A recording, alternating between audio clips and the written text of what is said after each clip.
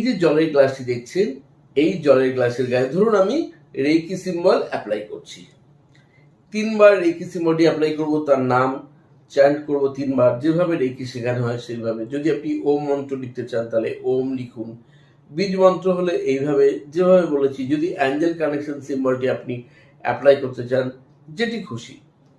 যিনি কোনো সিম্বল জানেন না তিনি যে সিম্বল পারবেন সেই সিম্বল এখানে ড্র করুন, যে কোনো পজিটিভ সিম্বল, যে সিম্বলটি স্পিরিচুয়াল।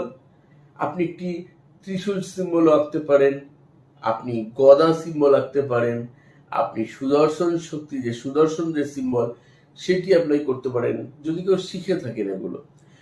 আর না হলে বলেছি নিজের ধর্মের, অর্থাৎ আমি যেটা বলছি আমাদের সনাতন ধর্মীয় যে সিম্বল সেটা বললাম, রেকি সিম্বল বললাম, কিন্তু যিনি সেই সিম্বলগুলো জানেন না